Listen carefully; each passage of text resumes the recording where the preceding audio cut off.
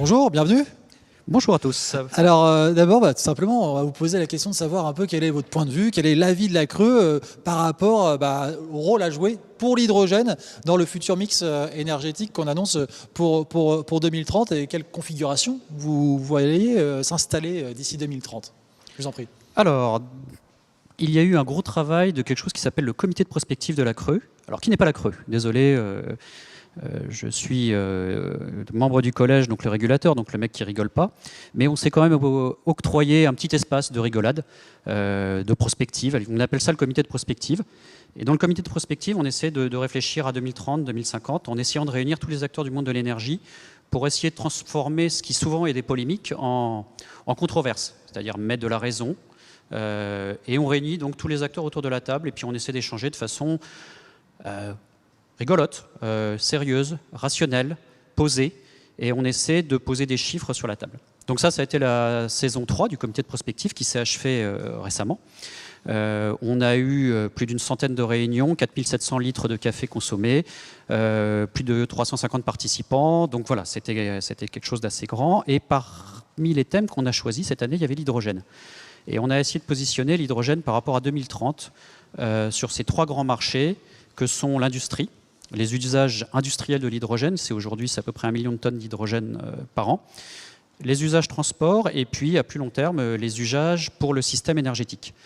Alors sans faire de spoiler, on n'a pas été extrêmement convaincu d'une utilisation très massive de l'hydrogène qui reste un vecteur et qui n'est pas une source d'énergie pour le système énergétique français. Il peut trouver sa place dans certaines configurations très spécifiques et d'ailleurs dans les zones non interconnectées ou avec des réseaux assez défaillants parfois. L'hydrogène a un vrai rôle à jouer et a une vraie valeur, mais dans un système français qui est massivement interconnecté avec une qualité de réseau, c'est pas Christine Goubet-Millot, ma prédécessrice, qui dira le contraire, qui est quand même un réseau d'une grande qualité, le besoin de l'hydrogène n'apparaît pas.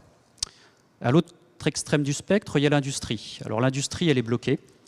Elle est bloquée parce que l'hydrogène, c'est une matière première souvent. Et donc, pour décarboner l'industrie, il va falloir décarboner l'hydrogène.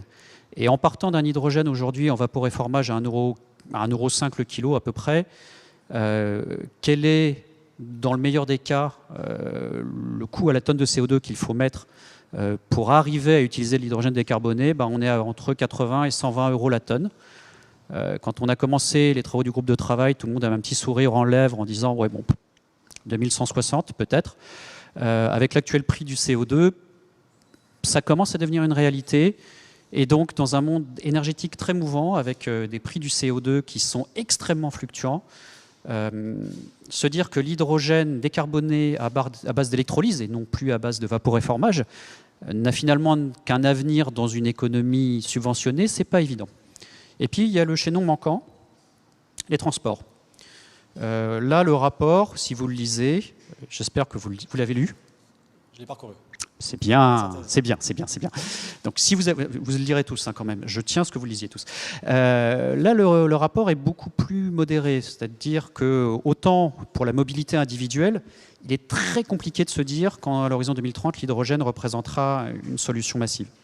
Autant pour les transports lourds, et notamment le fret routier, l'hydrogène a des vrais atouts.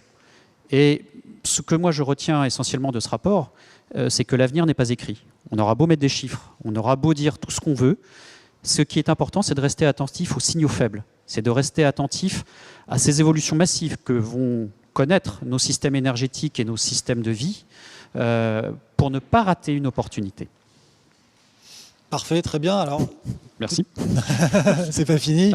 Vous êtes sur votre... Ah non, je peux pas partir, merde. Ah, il reste encore une mi-temps. Vous êtes sur votre lancée, on va pas se gêner. De quelle couleur doit être l'hydrogène finalement? Est-ce qu'il faut privilégier l'hydrogène issu des énergies renouvelables ou plutôt faire la promotion du tout hydrogène décarboné? Ou alors c'est un mix des deux? Je vous laisse... Alors, deux questions de base. Ouais. C'est quoi le mix électrique français dans plusieurs années? On a une PPE qui nous dit 50% de nucléaire à horizon 2025/2035/2000XX. Bon, on verra bien. Nous, notre sujet, c'est que quand on analyse l'économie de production de l'hydrogène, il y a deux facteurs massifs en entrée. Le premier, c'est le coût d'un électrolyseur, qui reste quand même très élevé, et donc on ne peut pas prendre le luxe de ne faire fonctionner un électrolyseur que 10, 15, 20, 35%, 40% du temps. C'est une hérésie. Et puis il y a le coût de l'électricité. Ça, c'est la deuxième référence.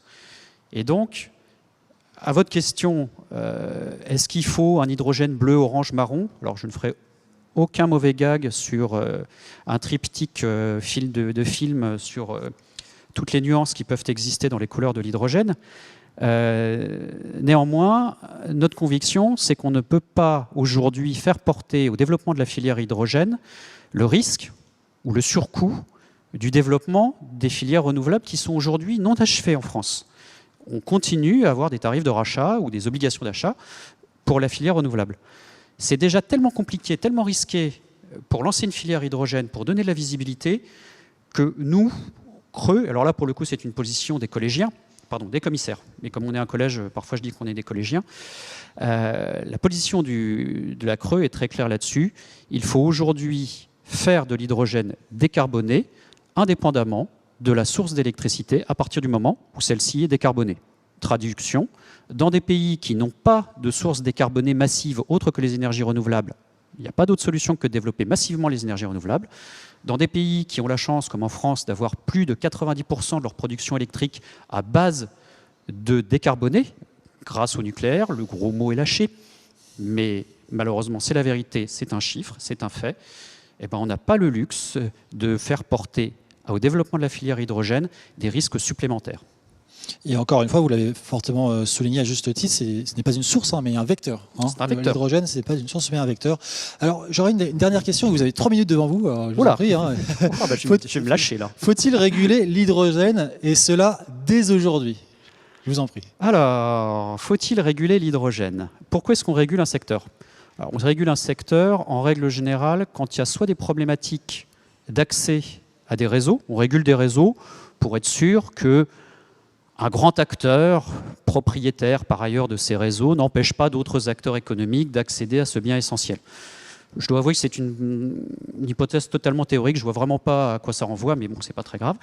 Et puis il y a un deuxième élément pour lequel on régule, c'est quand il faut assurer pour des investissements très long terme aux acteurs économiques qui vont investir la perspective d'un revenu lissé et constant dans le temps. Parce que sinon, il y a immédiatement un écart entre la longueur de l'investissement et le revenu qu'on peut en tirer. Et ça fait que, dans une régulation, de facto, le consommateur prend en charge une partie du risque sur la durée d'investissement. Il faut être très prudent quand on régule. Les acteurs économiques, ils adorent être régulés. Enfin, ceci n'est pas du anti-Hayek de base. Pour un acteur économique, être régulé, c'est ne plus avoir sur une partie de son activité un risque sur la durée, voire même un risque prix, puisque fondamentalement, on lui assure que le prix qu'on va lui payer va rentabiliser ses actifs. Donc, une régulation, ça ne se fait pas à la légère. C'est du lourd, comme on dirait dans les films d'Audiard. Dans la régulation, il y a de la pomme, mais il n'y a pas que de la pomme. Et donc, nous, Creux, sur la régulation du secteur hydrogène, qui en est à ses balbutiements en termes de développement hors du secteur industriel, mais le secteur industriel, ce n'est pas le consommateur final, c'est des grands garçons entre eux. Je vais dire autrement, quand Aluminium Dunkerque discute avec EDF, je ne vois pas l'intérêt que la puissance publique se mette entre les deux, à part qu'il n'y a que des coûts à prendre. En règle générale, ce sont quand même des acteurs qui savent compter, et qui savent bien compter. Donc tant qu'on est sur des sujets industriels, il n'y a pas beaucoup d'enjeux à réguler. À partir du moment où on va arriver sur des enjeux de marché, de masse, oui, là, la question de la régulation va se poser. Avec un problème de coût échoué, c'est que quand on fait un mauvais investissement régulé, eh ben, le consommateur le paye pendant très très très longtemps. Et donc, nous, pour l'instant, on est plutôt sur le thème réguler, oui, c'est bien, mais une certaine prudence.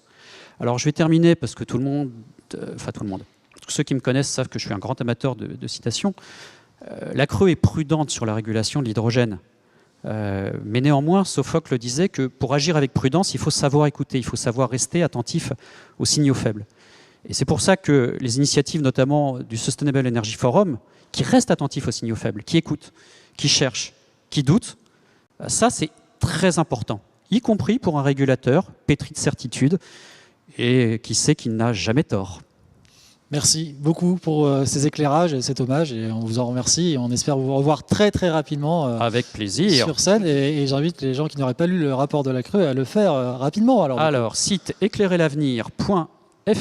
Et puis, sinon, vous allez sur le site de la Creux, vous ne pourrez pas rater. On est en première de page. Le message est passé. Merci beaucoup. À très bientôt. Très bonne Merci. journée et bonne suite de Energies Forum.